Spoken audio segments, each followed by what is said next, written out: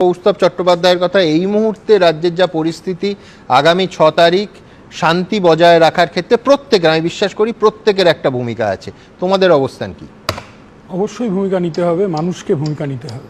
আমি রামনবমীর কথা বলবো। আমি ছোটোবেলা দেখেছিলাম পশ্চিমবাংলার কিছু কিছু গ্রামে, কিছু কিছু জেলায় অনুষ্ঠান হতো, মেলা হতো, পাঁপড় ভাজা বিক্রি হতো, এরকম ধরনের ঘটনা ঘটতো, রামনবমীর প্রোগ্রাম হতো। অনেক নয়, কিন্তু কবে থেকে এটার পেছনে বিজেপি দাঁড়িয়ে গেল, ঠিক তবে থেকে যবে ঈদের নামাজে রেড রোডে গিয়ে মুখ্যমন্ত্রীর সাদা কাপড় জড়িয়ে বিজেপিকে আক্রমণ করতে শুরু করলো। ঈদের নামাজ প্রথম কবে রেড রোডে হলো? জ্যোতিবাবুর কাছে গিয়ে সংখ্যালঘু মানুষজন বলল শহীদ মিনারে জল জমেছে, রেড রোডে হচ্ছে নামাজ করতে হবে, জ্যোতিবাবু ব্যবস্থা করে দিলেন। কোনোদিন আমরা দেখিনি বুদ্ধদেব ভট্টাচার্যকে ফেস টুপি পরে নামাজ পড়তে, জ্যোতি বসুকে ফেস টুপি পরে নামাজ পড়তে, বা দুর্গা প্রতিমার চোখ আঁকতে। আমি বলছি সুমনদা, আমি বলছি যে ফেসবুকে ছবি দেখলাম অযোধ্যা মন্দিরের উদ্বোধনের সময়, ছোট্ট রামচন্দ্র, ইয়া বড় মোদি হাতে করে রামচন্দ্রকে 500 বছর পর নিজের ঘরে ঢুকিয়ে দেওয়ার চেষ্টা করলেন। আর সেই রামচন্দ্র মোদিকে, রামচন্দ্ররা মানুষ, তারা মোদিকে অযোধ্যা ছাড়া করে দিল। আমি বলছি উত্তরপ্রদেশের বহু মানুষ সুমনদা একে অপরের সাথে দেখা হলে ভাইয়া রাম রাম বলে, এতে কোনো অপরাধ আছে কিনা? বহু মানুষ সকালবেলা ঘুম থেকে উঠে হরে কৃষ্ণ বলেন, তাতে কোনো অপরাধ আছে নাকি? না। কিন্তু আল্লাহু আকবার বলে যদি হিন্দুদের ওপর আক্রমণ হয়, বা জয় শ্রীরাম বলে যদি কন্যা ভ্রূণ হত্যা হয়, তাহলে তার পেছনে অপরাধ আছে। আমরা বারবার কথা বলি। সরকার, এমএলএ, এমপি, কাউন্সিলর, প্রধানমন্ত্রী, মুখ্যমন্ত্রী, এমপি, এদের কাজ হচ্ছে ধর্মের ওপরে উঠে যাওয়া। ধর্ম যে পালন করবে তার, দেশ সবার। কিন্তু তাহলে ভোটের আগে নেতা নেত্রীরা, ইনক্লুডিং বামপন্থীরা, কেন মন্দির, ধর্মগুরু, মাজার, ইমাম সাহেব এখানে ভিজিট করেন?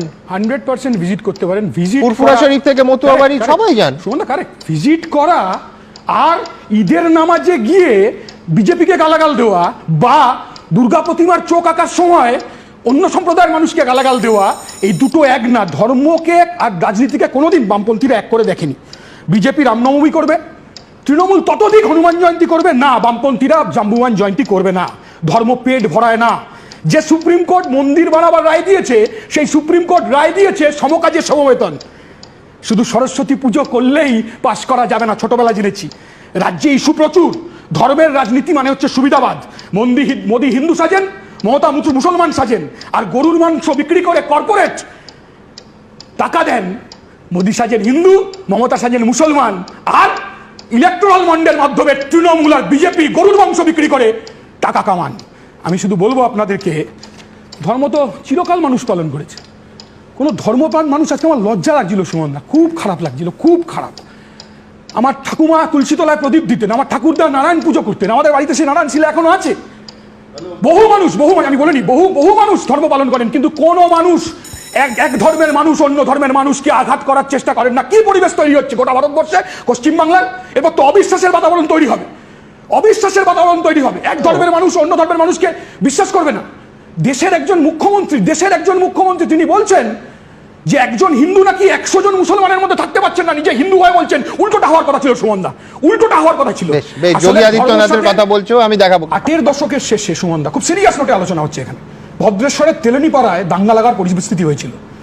জ্যোতি বসু মুখ্যমন্ত্রী সশরীরে উপস্থিত হয়েছিলেন এবং হুগলি জেলার এসপিকে বলেছিলেন শুট অ্যাট সাইট। মুখ্যমন্ত্রী বলতে পারেন না কেন? দাঙ্গা যারা যে ধর্মের পক্ষ থেকেই করে সুমনদা, তারা ধর্মপ্রাণ মানুষ না, মানুষ হতে পারে না। দাঙ্গা পরিকল্পনা করা হয়। এই যে তৃণমূলের তাল ঠোকাঠুকি হচ্ছে না, তৃণমূল আর বিজেপির ঘুষাঘুষি চলছে। আমি শুধু একটা বাক্য যোগ করি, দাঙ্গায় মানুষ, সাধারণ গরিব মানুষ সব থেকে বেশি ক্ষতিগ্রস্ত হয়। শুধু তাদের ধন সম্পত্তি নয়, প্রাণ যায়।